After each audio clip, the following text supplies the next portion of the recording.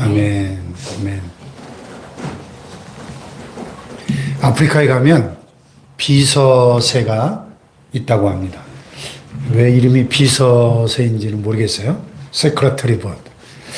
이 비서새는 키가 1m 30까지 자라고 긴 다리와 긴 목을 갖고 있고 주로 땅에서 생활하면서 뛰어다니며 먹이를 찾는다고 합니다. 주로 뱀을 잡아먹지만 도마뱀이나 곤충이나 작은 포유류 등도 잡아먹고 특히 뱀을 발로 밟아 죽이는 것으로 유명하다고 합니다. 평상시에는 잘 날 수도 있지만 이 지상에서 생활하는데 더 적응했다 그래요. 그러나 갑작스러운 위기를 만나게 되면 날개가 꽁꽁 얼어붙고 온몸이 마비돼서 날지 못하고 다른 짐승들의 밥이 되어버리고 만다고 합니다. 이 날아야 할 결정적인 순간에 날지 못하는 거죠. 신앙생활에도 꼭 이 비서새와 같은 사람들이 있습니다. 평상시에는 감사도 잘하고 찬양도 잘하고 예배도 잘 드리는 것 같은데 그러나 결정적인 인생의 위기를 만나게 되면 신앙을 잃어버리는 안타까운 그런 분들이죠. 신앙생활을 하다 보면 내 신앙을 지키기가 참 어려운 때를 만나곤 합니다. 우선 내 삶이 너무 평안할 때 우리가 너무 등 따스고 배불러지면 영적으로 무감각해지고 무관심과 무사한 일에 빠지기가 쉽고 그래서 우리 영성이 마비되는 그런 때를 만날 수가 있습니다. 정반대로 우리 삶이 너무 고통스럽고 힘들 때 그때도 우리 믿음을 지키기가 어려울 수 있습니다. 그러나 노련한 등반가의 진가는 야산을 오를 때 나타나는 게 아니라 험산줄령 계곡을 지날 때 비로소 발휘될 수 있는 것입니다. 뱃사공이 능숙한 사공이냐 아니냐를 판가름하는 것은 고요한 바다에서는 잘 알 수가 없고 바다에 큰 풍랑이 일어나서 바다가 흉흉해질 때 비로소 알 수가 있는 것입니다. 신앙도 마찬가지입니다. 평탄할 때는 그 신앙의 진가를 알 수가 없어요. 그러나 극심한 환난과 시련과 도전에 부딪힐 때 비로소 그 진가가 드러나는 것입니다. 아멘. 우리는 지금 과거 그 어느 때보다도 도전이 필요한 때를 살고 있습니다. 신앙생활은 곧 도전입니다. 신앙생활은 고통을 잠시 잊게 해주는 몰핀 같은 마약이 아닙니다. 우리가 예수 그리스도의 군사가 되고 십자가의 군병이 된다는 것은 어린아이들의 병적 노름이 아닌 것이죠. 신앙생활은 그저 무한정 달콤하기만 한 그 신혼의 밀월기, 허니문일 수만은 없는 것입니다. 그래서 바울은 선한 싸움을 싸우라 이렇게 표현했습니다. Fight the good fight. 즉 신앙생활은 곧 전투요 목숨을 건 전쟁이다 하는 거죠. 지금 우리는 과거 그 어느 때보다 치열한 영적 전쟁의 때를 살아가고 있다는 사실을 잊어버리면 안 됩니다. 이 종말의 징조들이 점점 더 분명하게 나타나고 있는 그런 시대고요. 제가 주일 오후 예배 때 계속 지금 설교하고 있습니다만은 예수님의 공중 강림과 교회의 휴거가 언제 일어나도 이상하지 않은 그런 정말로 비상한 시대를 우리가 살아가고 있습니다. 그래서 우리 악한 원수 마귀도 이제 자기의 때가 얼마 남지 않았다는 것을 누구보다 잘 알고 있기 때문에 어떻게 해서든지 한 영혼이라도 더 유혹해서 타락시켜서 지옥으로 끌고 들어가기 위해서 최후의 발악을 하고 있는 그런 시대라는 것을 알아야 합니다. 아멘. 아멘. 그래서 베드로 사도는 만물의 마지막이 가까이 왔으니 그러므로 너희는 정신을 차리고 근신하여 기도하라. 고면합니다. 정신을 똑바로 차리고 깨어 기도해야 될 줄로 믿습니다. 아멘. 한 번의 실패에 포기해서도 안 되고 한 번의 승리에 도취돼서 방심해도 안 되는 끊임없는 싸움의 연속이 신앙생활이다 하는 것을 믿으시기 바랍니다.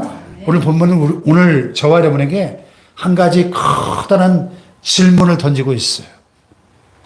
어떤 도전이 와도 나는 나의 신앙을 지킬 수 있을까? 어떤 환난과 시험과 유혹이 닥쳐와도 나는 내 신앙에 오점을 남기지 않을 수 있을까? 하는 것입니다. 오늘 말씀을 듣는 가운데 우리 모두 이 주님의 커다란 질문 앞에 분명히 응답할 수 있기를 축복합니다. 아멘. 지난 시간에 우리가 느부갓네살 왕의 꿈을 통해서 이 역사의 주관자이신 하나님께서 이 인류의 역사를 어떻게 전개해 나아가셨고 전개해 나아가실 것인가 하는 그 하나님의 마스터 플랜을 살펴보았습니다. 이 느부갓네살 왕이 세계를 통일하고 그 자기 제국의 장래에 대해서 고민하다가 깜빡 잠이 들었는데 심상치 않은 꿈을 꾸고 밤중에 자다가 식은땀을 흘리면서 깨어가지고 무슨 꿈이었나를 생각해내려고 했지만 도저히 그 꿈의 내용이 생각이 안 나는 겁니다. 그래서 바벨론 제국 안에 그 용하다고 하는 모든 술객들과 박사들, 지혜자들, 점성가들, 점쟁이들을 다 불러가지고 여봐라, 내가 꿈을 꿨는데 잊어버렸다. 무슨 꿈인지 알아맞히고 그 꿈의 의미를 해석해라. 왕이시여, 무슨 꿈인지를 말씀해 주셔야 우리가 해석을 하죠. 이놈들! 이 내 꿈을 알아맞히지 못하고 해석하지 못하면 다 뭐가지 날아갈 줄 알아. 그 다니엘도 지혜자 중에 한 사람이니까 이 목이 달아나게 생겼어요. 다니엘이 하루만 내게 말미를 주십시오. 다니엘이 그날 밤 하나님 앞에 기도할 때 밤중에 하나님께서 환상으로 느부갓네살이 꾼 꿈의 내용을 보여주시고 그 의미까지 알려주셨습니다. 할렐루야. 그래서 다니엘이 그 꿈의 내용과 의미를 왕 앞에 쭉 설명하니까 왕이 무릎을 치면서 너무 큰 감동을 받고 다니엘을 세워가지고 바벨론 온 나라를 다스리는 총리 대신으로 세우고 바벨론 모든 지혜자들의 어른을 삼았습니다. 할렐루야. 또 다니엘이 요구한 대로 왕이 다니엘의 세 친구인 사드락과 메삭과 아벳느고도 바벨론 지방의 모든 일을 다스리는 그런 고위 관리로 임명을 합니다.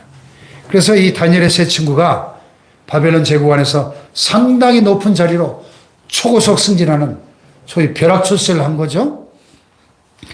그러던 어느 날 이들에게 모진 시련의 바람이 휘몰아쳐 옵니다. 하나님께서는 종종 당신의 자녀들에게 축복과 시련을 함께 주시는 경우가 있어요. 그래서 우리 신앙의 선배들은 청교도들은 그런 격언을 남겼습니다. 하나님 우리에게 축복을 주실 때 그 하나님의 축복은 언제나 고난이라고 하는 검은 보자기에 쌓여온다. 아멘. 고난과 시련이라는 검은 보자기에 축복을 이렇게 쌓아가지고 주실 때가 많다는 겁니다. 할렐루야. 그러니까 우리가 시련이 찾아올 때 너무 당황하거나 두려워할 필요가 없는 것입니다. 사울 왕과 그의 군사들은 골리앗 앞에 섰을 때 골리앗의 그 어마어마한 그 덩치 앞에 우리는 도저히 이길 수 없다 하는 두려움에 벌벌 떨고 있었죠. 근데 믿음의 소년 다윗은 물맷돌을 돌리면서 골리앗처럼은 덩치가 너무 커서 내가 못 맞출 수가 없겠구나. 그냥 적당히 던져도 맞출 수 있겠구나. 그렇게 생각했다는 거예요. 아멘. 예? 유대인들의 탈무드에 나온 얘기인데. 여러분, 실패자들은 언제나 문제가 너무 크다고 변명하면서 넋두리 합니다. 그러나 성공자는 문제가 클수록 성공도 크다는 사실을 잘 알고 있는 것입니다. 아멘. 할렐루야. 아멘. 다니엘의 세 친구들에게 큰 시련이 찾아왔어요. 느부갓네살이 바벨론 제국의 권위와 왕의 위엄을 드러내기 위해서 거대한 금신상을 세운 겁니다. 바벨론 성 남쪽 약 10km 지점에 있는 두라 평지에다가 높이가 자그마치 30m, 아파트 한 10층 높이 되는 거대한 금신상을 만들어 놓고 제막식 날부터 모든 신하와 백성들로 하여금 그 금신상 앞에 절하도록 명령을 내렸습니다. 만약에 왕명을 어기면 활활 타오르는 풀무불 용광로에 던져 죽이겠다고 위협을 했습니다. 지난 시간에 우리가 2장에서 다니엘이 꿈을 해석했을 때 이 느부갓네살이 크게 감동을 받아가지고 너희 하나님은 참으로 모든 신들의 신이시요 모든 왕의 주제시로다. 네가 능히 이 은밀한 것을 나타내었으니 내 하나님은 또 은밀한 것을 나타내시는 이시로다. 그렇게 하나님의 주권을 인정하면서 하나님을 찬양했던 이 느부갓네살이 왜 3장에 와서 이런 짓을 했을까요? 처음에는 느부갓네살도 그 놀라운 꿈을 알아내고 그 의미까지 알려주시는 그 하나님의 지혜와 능력에 감탄하면서 하나님을 인정하고 영광을 돌렸지만은 시간이 흐를수록 그 꿈의 해석이 마음에 걸렸습니다. 자, 꿈의 내용이 뭐였죠? 큰 신상에 머리가 금인데 그 금머리는 뭘 뜻한다 그랬죠?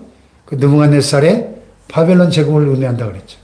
그리고 가슴과 두 팔은 은으로 됐는데 이 금으로 된 바벨론 제국이 망하고 이 뭡니까? 바사와 메데 바사 제국이 등장할 것을 예언한 거잖아요. 그리고 배와 넓적다리는 노스로, 헬라 제국, 종아리는 철로, 로마 제국, 또 발과 발가락은 쇠와 흙이 섞인 이 인류 역사에 등장할 5대 제국을 하나님이 보여주셨잖아요.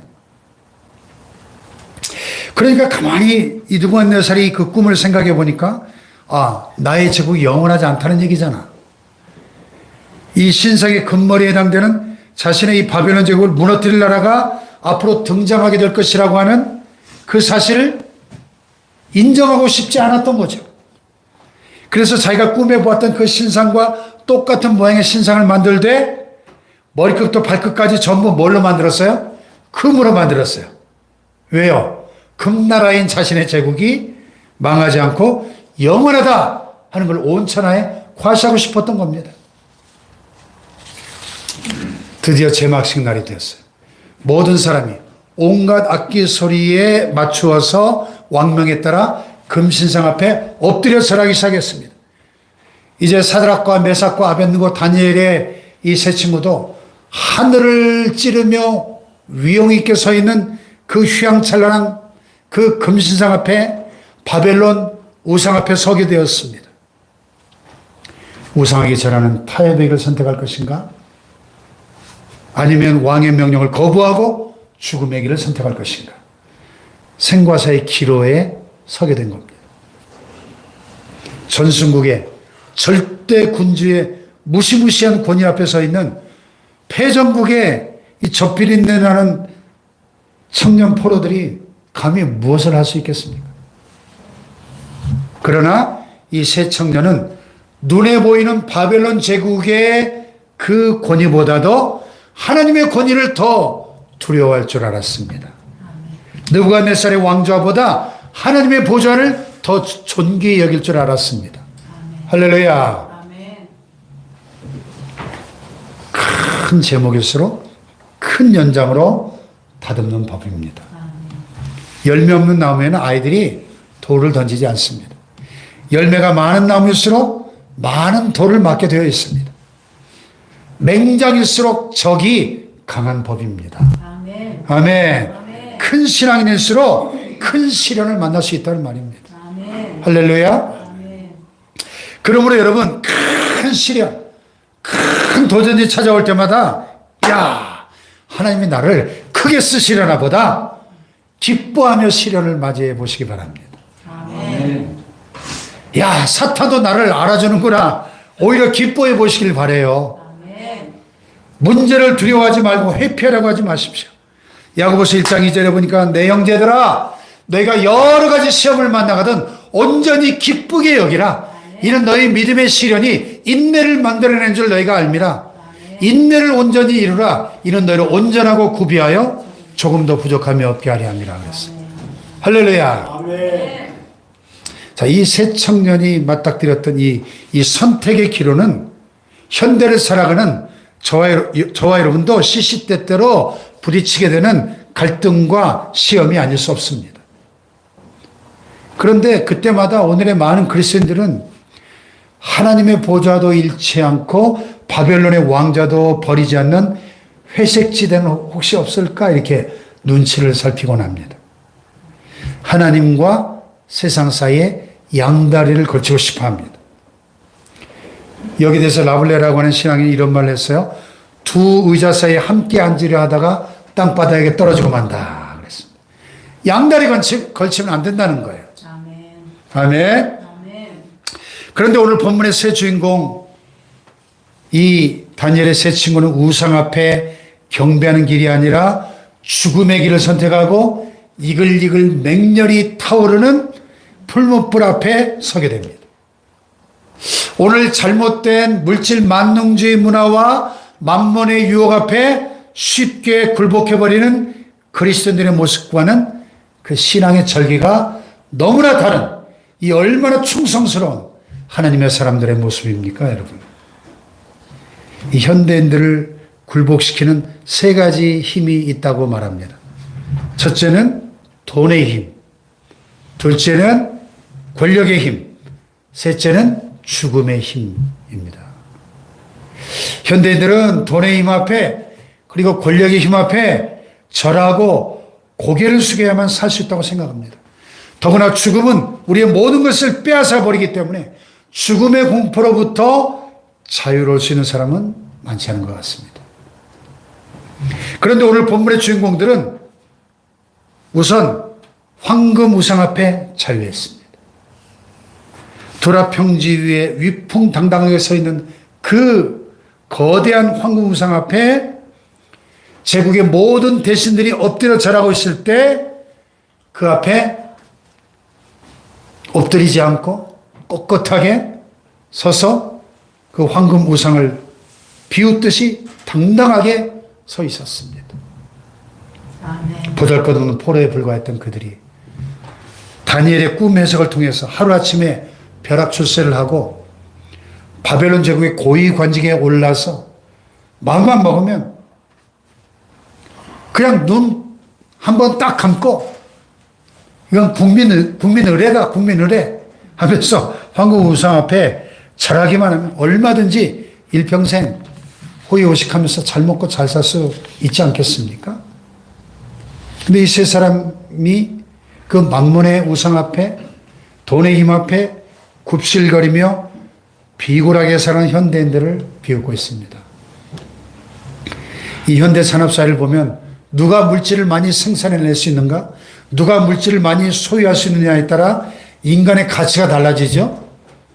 그러나 참된 신앙은 물질에 굴복하지 않고 물질 앞에 초연하게 자유할 수 있는 것입니다. 아멘. 할렐루야. 아멘. 사드락과 메삭과 아베느고 세 사람은 또 권력 앞에도 자유했습니다. 전승국의 절대 군주라고 할지라도 하나님 앞에서는 한낱 피조물에 불과하다 하는 신앙 고백이죠. 오직 하나님 한 분만이 경배받으실 수 있는 내 인생의 진정한 주권자라고 하는 신앙 고백입니다. 할렐루야. 비록 왕의 명령이라 할지라도 진리가 아니고 정의가 아니라면 하나님의 뜻이 아니라면 일고의 가치도 없다는 것입니다. 아멘. 할렐루야. 아멘. 더 나아가 이 본문의 주인공 세 사람은 죽음 앞에서도 자유했어요. 살기 위해 몸을 더럽히고 이슬 같은 목숨을 연장시키기 위해서 자기의 신앙을 버리고 사는 그런 사람들이 아니었다는 것입니다. 내가 사망의 음침한 골짜기를 다닐지라도 해를 두려워하지 않을 것은 주께서 나와 함께 하심이라. 주의 지팡이와 막대기가 나를 안위하시나이다. 할렐루야. 사망아 너의 이기는 것이 어디 있느냐? 사망아 너의 쏘는 것이 어디 있느냐? 우리 주 예수 그리스도로 말미암아 우리에게 이김을 주시는 하나님께 감사하노라. 죽음으로부터 자유할 수 있는 신앙의 힘인 것이죠. 할렐루야. 그렇다면 결론적으로 이 사드락과 메삭과 아벳느고가 가지고 있었던 그 신앙이 도대체 어떤 신앙이었길래 이토록 당당하게 자유할 수 있었을까요? 오늘 우리의 신앙을 부끄럽게 만드는 이들의 신앙은 어떤 신앙이었겠습니까? 첫째, 이들의 신앙은 타협하지 않는 신앙이었습니다.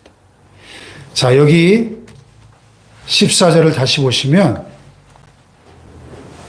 왕이 이 세 청년을 회유하면서 이렇게 묻습니다. 14절 시작.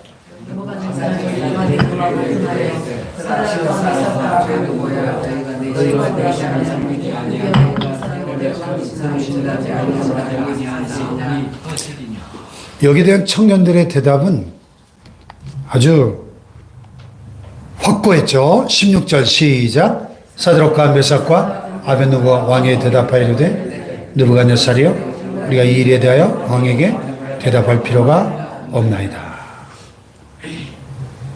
양보할 수 있는 일이 있고 양보할 수 없는 일이 있다는 것입니다. 말로 대화하고 타협하고 협상하면서 문제를 풀어가야 할 때가 있고 행동으로 말해야 할 때가 있죠. 왕이시여 이것은 탁상공론하고 타협해야 될 문제가 아닙니다. 말로 대답할 필요가 없는 문제입니다. 우리의 양심과 신앙이 절대 허락하지 않습니다. 십계명의 제1계명이 뭐예요? 너희는 나 외에 다른 신을 내게 두지 말라. 2계명이 뭡니까? 너희는 너희 자신을 위하여 어떠한 우상이든 만들지도 말고 그 앞에 절하지도 말라. 십계명의 1계명과 2계명이 너무나 분명하기 때문에 그들의 결의는 너무나 분명하고 단호했던 것입니다. 이 한국교회 이 145년의 역사를 돌아보면 우리 한국교회가 대형교회 목사님들의 정신을 먹고 산 것이 아닙니다. 부자교인들의 양식을 먹고 살아온 게 아니에요. 공산당들의 총칼에 굴복하지 않았던 손양원 목사님, 또 그분의 두 아들 동인이와 동싱이가 뿌렸던 그 순교의 피를 먹고 산 겁니다. 일제의 신사 앞에 절하지 않고 대못이 촘촘히 박혀있는 그 송판길을 맨발로 피 흘리며 당당하게 걸어갔던 주기철 목사님의 피를 먹고 자라온 겁니다. 아멘. 할렐루야. 아멘. 오늘도 우리는 수많은 사람의 부러움의 대상이 되고 싶어 하죠. 그러나 우리는 부러움의 대상이 아니라 존경의 대상이 되기를 축복합니다. 아멘. 우리는 자꾸만 넓은 길, 편한 길로 가고 싶어 하지만 성경은 우리에게 좁은 문으로 들어가 좁은 길로 가라고 말씀하십니다. 할렐루야. 아멘. 근데 오늘 우리는 양보해야 할 것은 양보하지 않고 당연히 양보하지 말아야 될 것은 너무 쉽게 양보해버리는 우리의 모습을 자주 보지 않습니까? 얼마든지 양보할 수 있는 비본질적인 그런 일인데 불구하고 우리의 더러운 성질과 알량한 그 자존심을 죽이지 못해가지고 우리 자신을 내세울 때가 얼마나 많습니까? 반대로 절대 양보하면 안 되는 신앙의 순결, 하나님과의 관계, 이런 문제에 대해서는 너무나 둔감해져 버린 오늘 부끄러운 우리의 모습을 보게 됩니다. 악한 마귀가 우리를 유혹으로 이끌어가려고 하고 타협의 마당으로 몰아가려고 할 때 우리는 이 새 청년의 단호한 결의를 본받을 수 있기를 축복합니다. 이 일만큼은 양보할 수가 없습니다. 그 문제에 대한 우리의 대답이 필요가 없습니다. 우리는 행동으로 말하겠습니다. 우리의 양심이 말하고 있습니다. 이런 단호한 신앙의 결단이 저와 여러분에게 있기를 축복합니다. 아멘. 자, 옆에 분을 축복하며 타협하지 않는 신앙을 가집시다. 타협하지 않는 신앙. 할렐루야. 두 번째로 이 새 청년의 신앙을 보면은 구원하시는 하나님의 능력에 대한 신앙이죠. 자, 여기 17절을 볼까요? 시작. 우리가 섬기는 하나님의 직사는 우리를 멸망되는 하나님 가운데서 능히 건져내시고 왕의 하늘에서 건져내시리이다.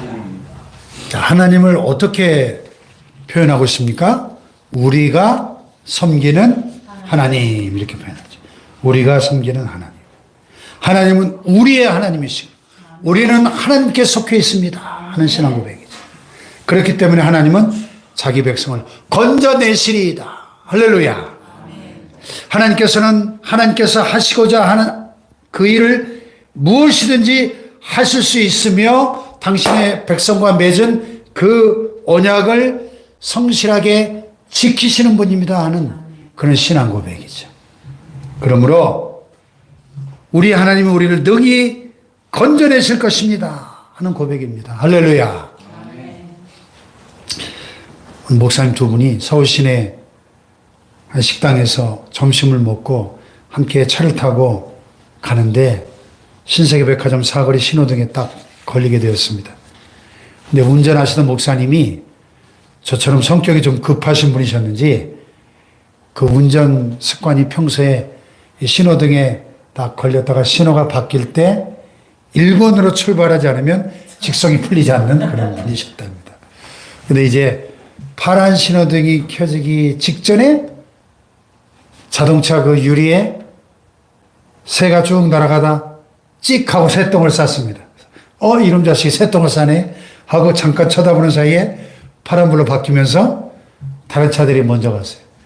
옆에 차가 가니까 이 목사님도 앞도 보지 않고 그냥 붕 엑셀을 밟았는데 그때 남산 터널에서 나오던 자동차 한 대가 신호가 바뀌었는데도 시속 120km 전속력으로 달려오는 겁니다.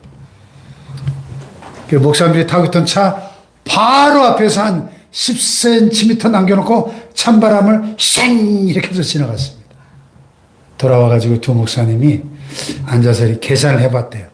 그 자동차가 얼마만큼만 늦게 달려나왔으면 또 우리 자동차가 몇 초만 빨리 출발했으면 어떤 사고가 났을까 가만히 계산해 보니까 한 0.1초만 목사님들 차가 먼저 출발하거나 한 0.1초만 그 자동차가 늦게 내려왔더라면 정확히 목사님 차를 들이받을 뻔했더라는 거예요. 그래서 목사님들이 고백을 했답니다. 하나님께서는 새똥을 통해서도 우리를 건져주시는 분이시구나. 이렇게 고백을 했다.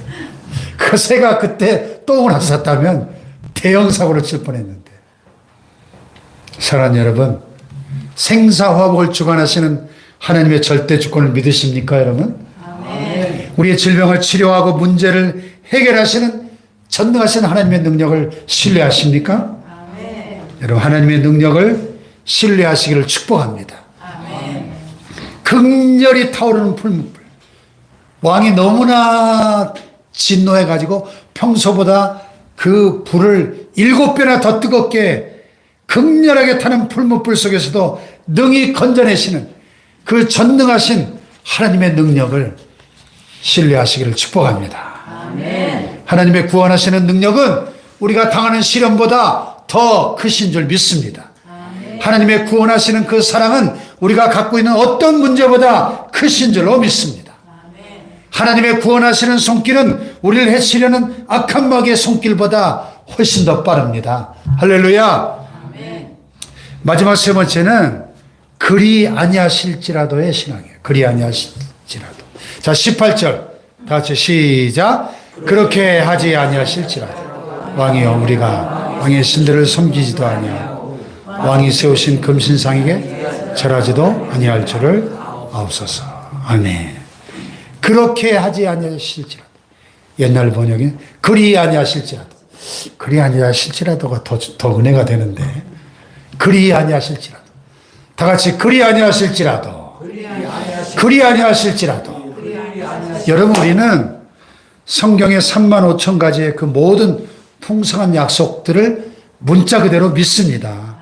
믿음의 기도가 병든 자들을 구원한다고 하는 그 신유의 능력을 믿습니다.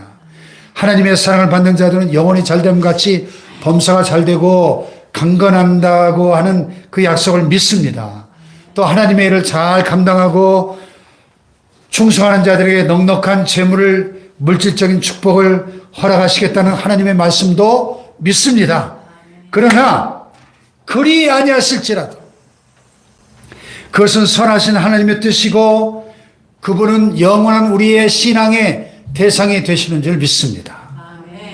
전능하신 하나님께서는 저 이글거리는 풀무불 속에서 우리를 건져주실 것을 믿습니다.